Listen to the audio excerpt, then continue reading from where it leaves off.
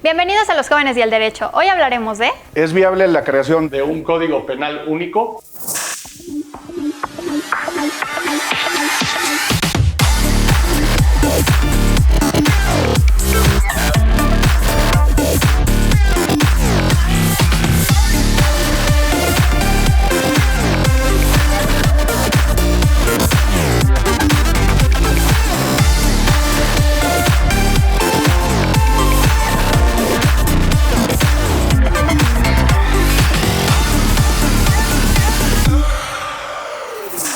Buenas tardes, amigos ibarristas, sean todas y todos bienvenidos a una nueva emisión de nuestro programa Los Jóvenes y el Derecho, un espacio en donde debatiremos temas de trascendencia y coyuntura jurídica cuyas posturas a favor y en contra serán debatidas, analizadas y desarrolladas por brillantes jóvenes abogadas y abogados. Bueno, como algunos sabrán, en México contamos en materia adjetiva con un Código Nacional de Procedimientos Penales. Sin embargo, en materia sustantiva, contamos con distintos códigos penales que rigen para todas las entidades federativas, así como un Código Penal Federal y distintos delitos establecidos en distintas legislaciones especiales. Por lo que el tema de hoy es el siguiente. ¿Es viable contar con un Código Penal único? Para ello, el día de hoy contamos con la presencia de dos grandes invitados quienes nos compartirán sus posiciones y posturas en torno a este tema.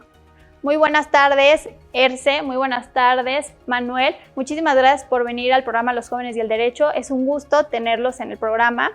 ¿Qué les parece si para iniciar, Carlos, nos pudieras resumir en 3 oraciones tu semblanza curricular, seguida de un hobby o de algún pasatiempo favorito?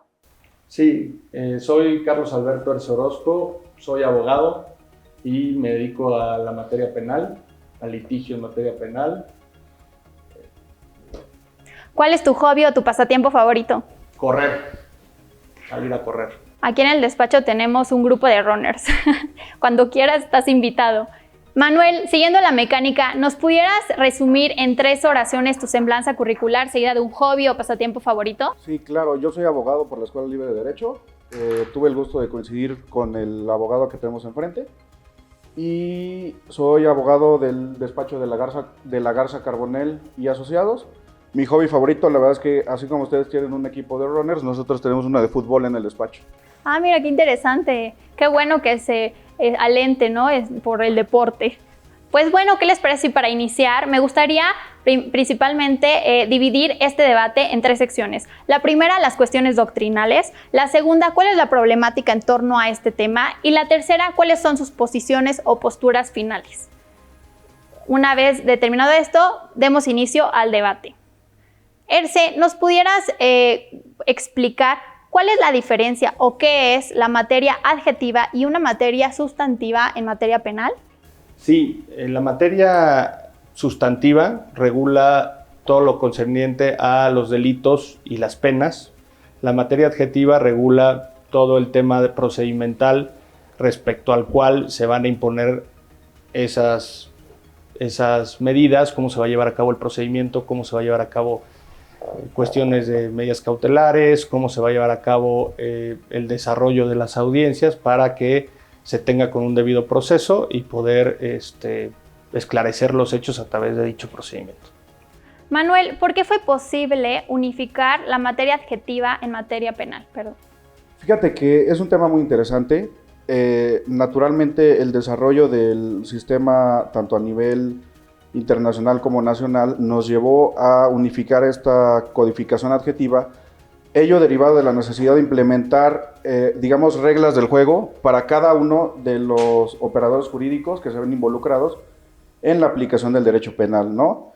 Tanto en el caso federal como local, homologar los criterios para llevar a cabo, como bien lo mencionaba Carlos, para llevar a cabo este ejercicio aplicativo de las normas sustantivas, que como consecuencia de ello, y postura que defenderé en un momento, encontramos la necesidad de unificarlas también respecto de la sustancia. Carlos, ¿por qué existen tantos códigos penales en todas las entidades federativas? Porque cada estado cuenta con autonomía en cuanto a su régimen interior.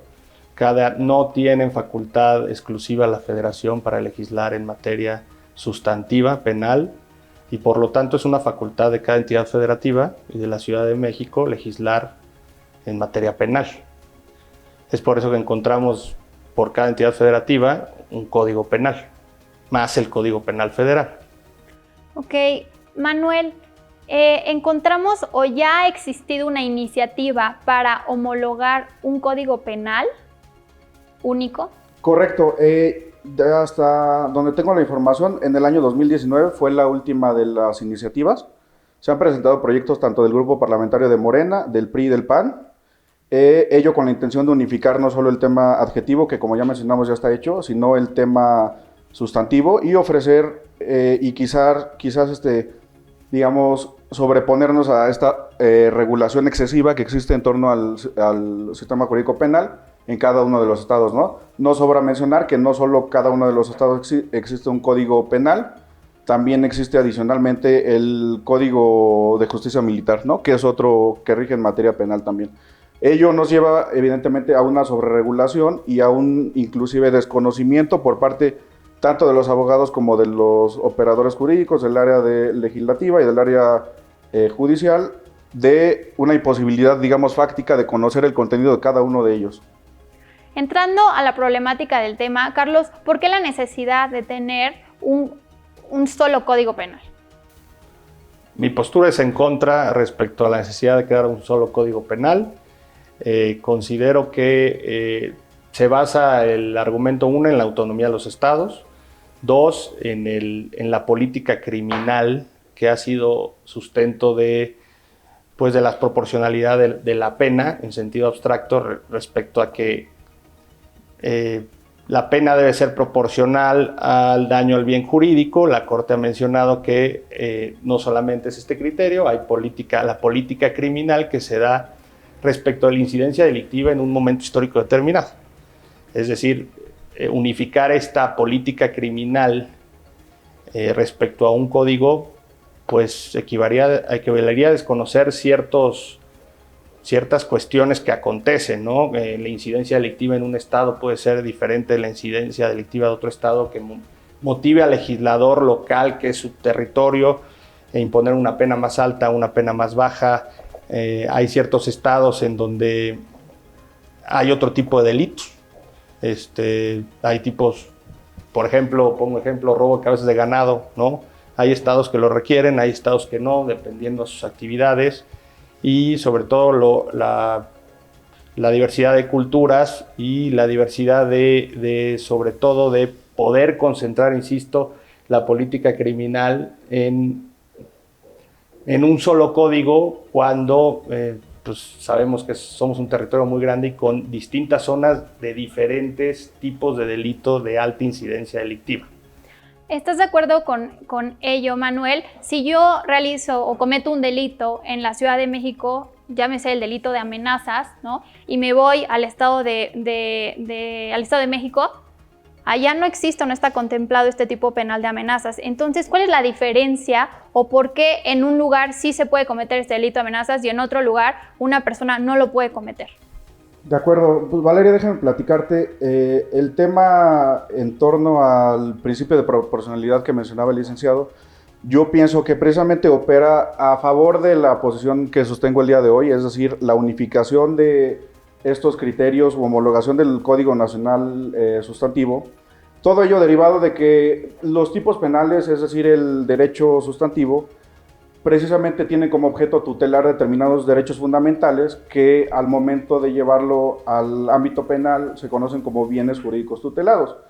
Es decir, la vida y la libertad quedan protegidas para el ser humano que vive tanto en el estado de Quintana Roo como en el estado de Baja California. Luego, entonces, la necesidad de precisamente evitar aquella discrepancia de criterio que existe entre la amenaza, por ejemplo, que comentas en Ciudad de México y Estado de México, y tutelar y garantizar sobre todo que la aplicación del derecho será irrestricto independientemente de los criterios que imperen en ese momento en la legislatura local. Inclusive, déjame ponerte un ejemplo muy, muy importante y que creo que es ad hoc a lo que estabas platicando. Acaba de haber recientemente una modificación a la legislación penal en el estado de Veracruz, en donde de una manera por demás laxa llevaron a cabo una reforma a un tipo penal a efectos de penar, inclusive con pena restrictiva de la libertad, a aquel que se atreva a tocar a una autoridad. No recuerdo en este momento el tipo penal, se me fue. ¿Recuerdas? ¿Ultrajes? Ultrajes a la autoridad, en donde inclusive existe actualmente un diputado federal electo que fue privado de su libertad, derivado de una ley por demás hecha a modo, y con ello acarrear la necesidad de homologar los criterios para tanto aquellos que se ven vinculados por estas legislaciones como aquellos operadores jurídicos que son los encargados de llevar a cabo o de interpretar esta legislación, ¿no? Entonces, si cada estado es autónomo, ¿por qué sí se pudo unificar el Código Nacional de Procedimientos Penales en materia adjetiva? Porque ahí sí se puede unificar una política de procedimiento, hablando, no es una política criminal, no tiene que ver la incidencia delictiva, es un procedimiento que respete el debido proceso, en el cual es fácil, con el respeto a derechos humanos, que existe una política uniforme respecto a qué procedimiento se debe llevar a cabo. Ahora, se solucionaron muchos temas, lo que era la flagrancia, que estaba en los códigos penales. En cada código penal era diferente lo que era la flagrancia. Actualmente ya eso se unificó en el Código Nacional, las técnicas de investigación, todo lo reglamentario. Pero sí reitero el tema de la política criminal. Hay varios ejemplos, no es la misma pena una extorsión del Estado de México a la Ciudad de México, porque es más alta la incidencia. El despojo tuvo reformas en 2019 por la alta incidencia que hubo y se aumentó las penas correspondientes. Esto tiene que ver a que el legislador considera incrementar las penas con el fin de prevenir, combatir el delito, que la gente no realice estas conductas, ¿no? Manuel, si existen realidades distintas, ¿no? ¿Por qué entonces unificar el código? Fíjate que, contrario a lo que afirma respetuosamente el licenciado, me parece que el tema de la autonomía y vinculado con ello la perspectiva social de la que habla, se ven garantizados toda vez que, entendiendo la composición legislativa tanto de la Cámara Alta como de la Cámara Baja, todos ellos se encuentran conformados por representantes de cada una de las localidades y de los estados de las entidades federativas. ¿Qué implicaciones conlleva ello? Que cada entidad federativa, cada perspectiva social, el sentir de la gente se transmite y se ve respetado en la medida en que cada estado lleva a sus representantes a las cámaras. Es decir, el debate en torno al nuevo sistema o a la unificación en el tema sustantivo se va a ver reflejado en el reconocimiento a cada una de las entidades federativas, a cada uno de los grupos y comunidades indígenas que podrían integrar las entidades federativas.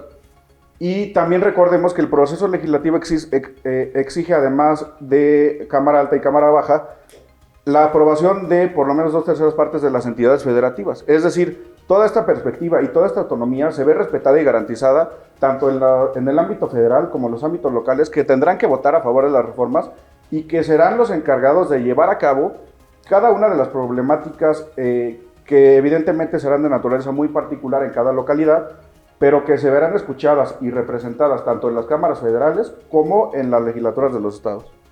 Ok, entonces, Erce, si tenemos distintas punibilidades para cada delito, entonces no estaríamos violando en perjuicio de las personas que cometen delitos el principio de igualdad ante la ley.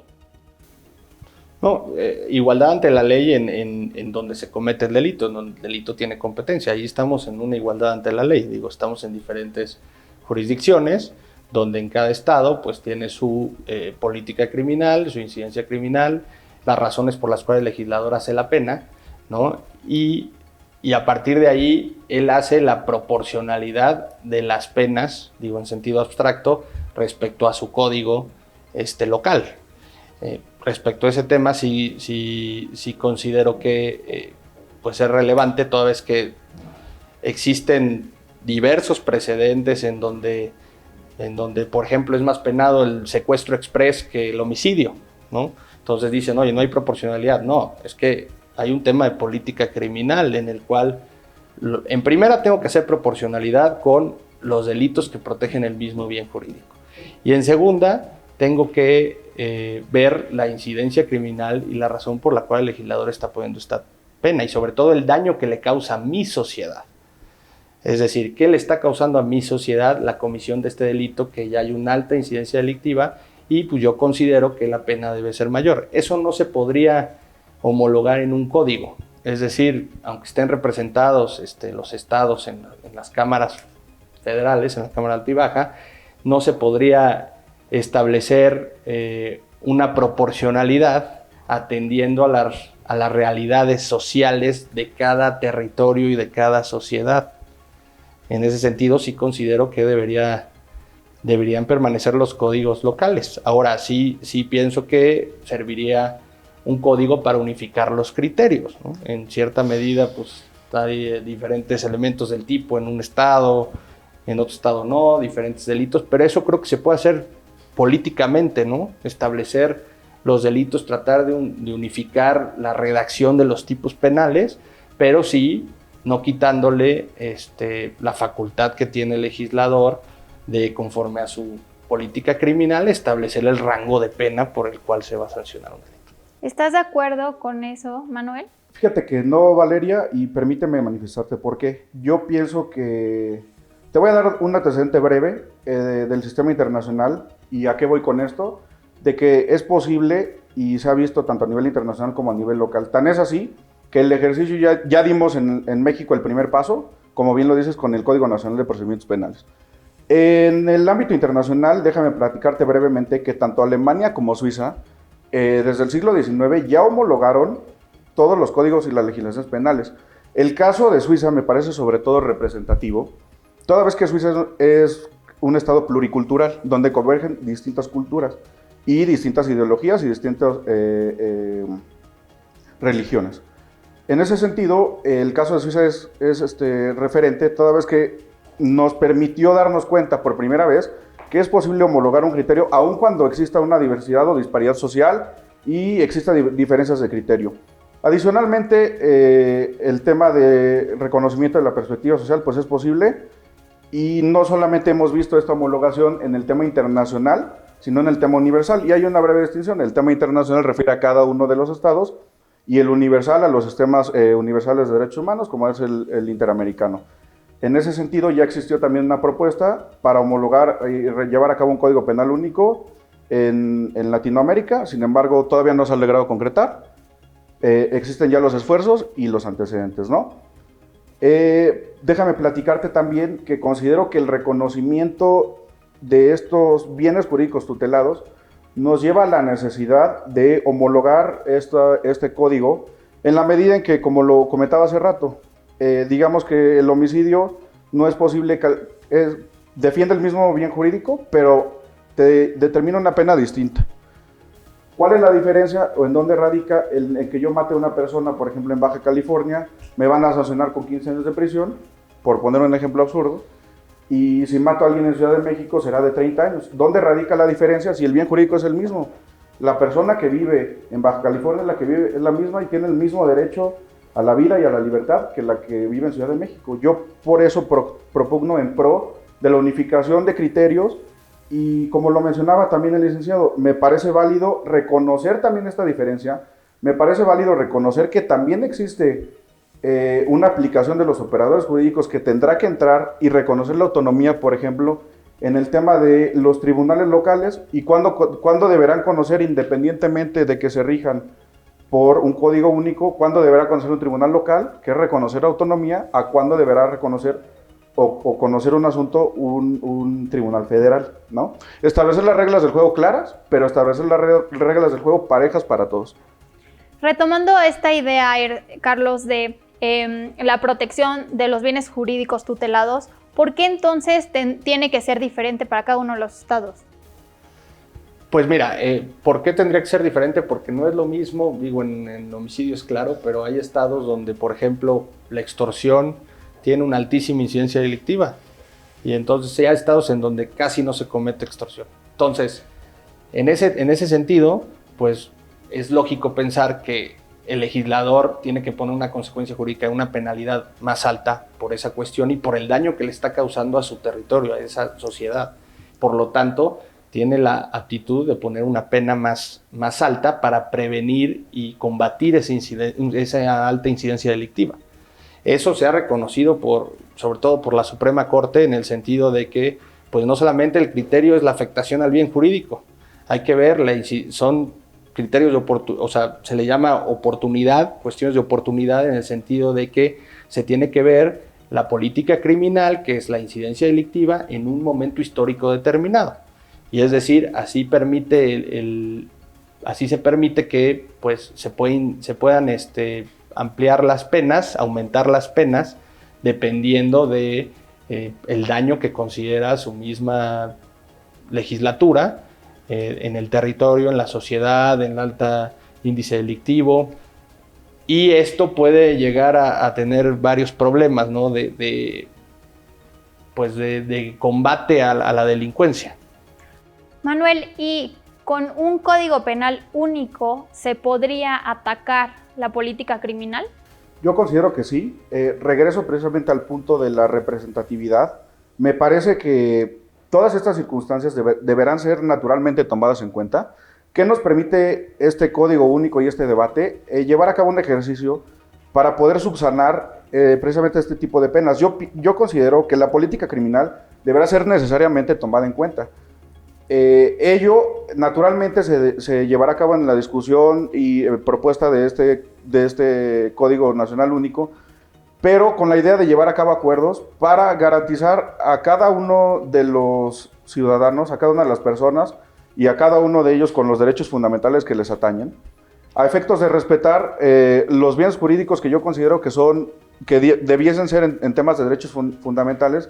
Se le denomina progresividad y universalidad, es decir, todos los derechos no pueden dar un paso hacia atrás, sino que siempre que quieras llevar a cabo una modificación deberá ser para otorgarles una mayor garantía, y universalidad pues en torno a que nos pertenecen a todos.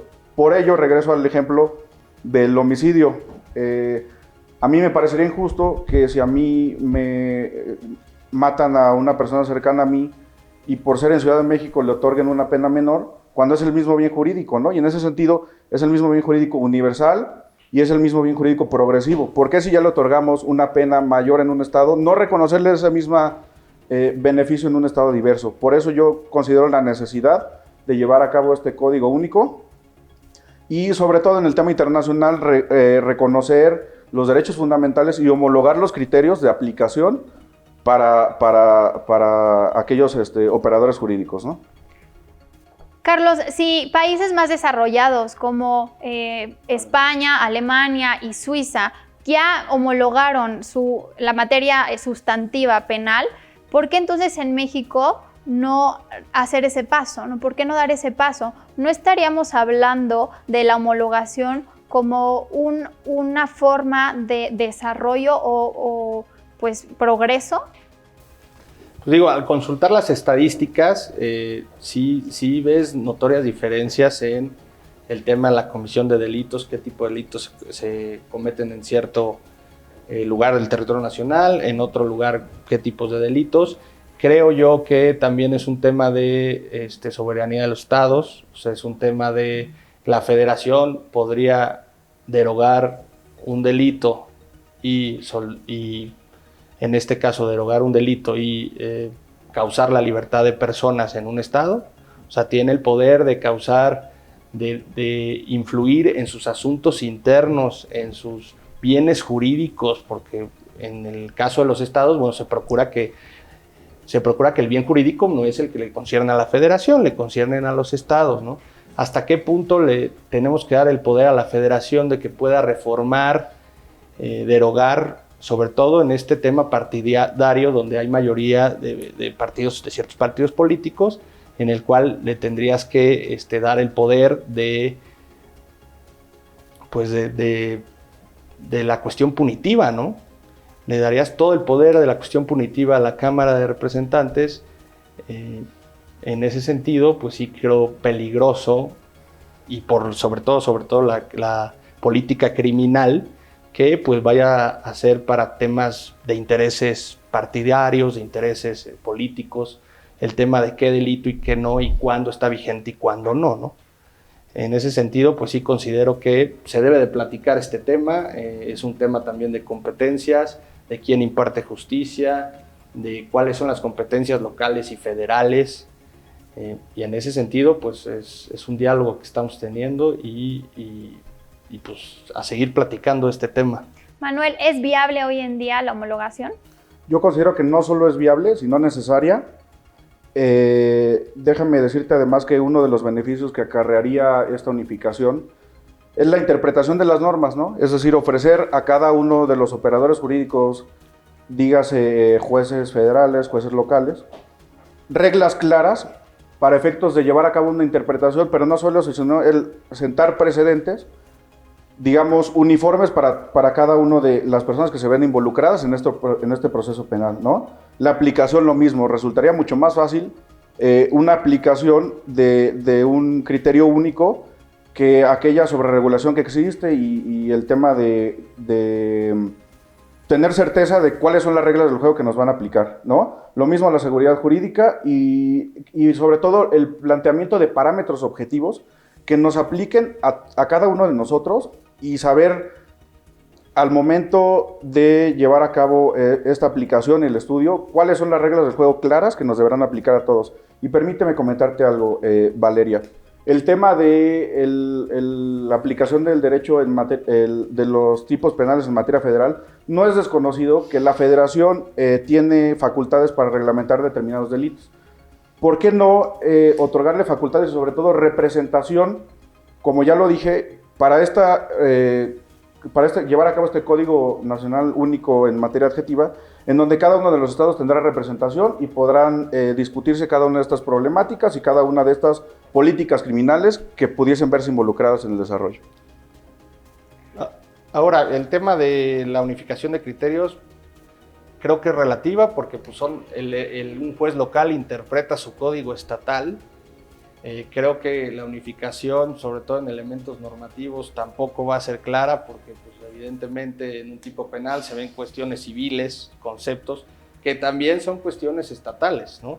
No es lo mismo redactar un delito que sea un elemento normativo, algún tema civil, y que esté en Ciudad de México a que esté en Quintana Roo, por ejemplo, la propiedad, ¿no? Que la inscripción al registro es elemento constitutivo, entonces es diferente interpretación. Tendría que ser una unificación total para dar válido ese argumento respecto a la unificación de criterios. También se van a presentar problemáticas respecto a los elementos normativos que exige los tipos penales porque están en leyes locales, donde el legislador local sigue teniendo la facultad para realizarlos, ¿no? Unas últimas conclusiones, Manuel. Valeria, como te comenté, tanto el sistema internacional como el sistema universal propugnan por la unificación de estos códigos, tanto subjetivos como adjetivos, en aras de llevar a cabo una aplicación universal de los derechos humanos y garantizar a cada uno de los ciudadanos y de las personas una tutela efectiva a los bienes jurídicos. ¿Tu postura final, Carlos? Considero que tiene que haber una larga plática respecto a este tema. Considero que puede resultar violatoria la autonomía de los estados respecto a competencias. La unificación de criterios no está clara por el tema penal, las otras materias que puede llegar a involucrar. El tema de la política criminal en una zona determinada, delitos que son en estados específicos, que les dan cierto peso por la incidencia delictiva. Y considero que pues, es complicado establecer una política criminal uniforme que establezca las penas de ciertos delitos, ¿no? Pues bueno, amigos, como lo han visto, tenemos dos posturas distintas en torno a este tema. Hay aquellos que consideran que el hecho de homologar el código sustantivo en materia penal lo que genera son reglas claras respecto a las figuras delictivas en todas las entidades federativas, y por el otro lado hay aquellos que consideran que el hecho de unificar el Código Penal sustantivo lo que generaría es una problemática respecto de las distintas realidades estatales. Por lo que, amigos, pues hemos llegado al final de nuestro programa Los Jóvenes y el Derecho. Fue un gusto tenerlos con nosotros. Muchísimas gracias, Muchas Carlos. gracias, Muchísimas Valeria. gracias, Manuel, Gracias, Valeria. por haber aceptado la invitación. Muchas gracias a la Barra Mexicana Colegio de Abogados por el espacio. Sigan nuestras redes sociales, sigan nuestra transmisión y recuerden, amigos, ustedes son los últimos en dar su opinión. Hasta luego.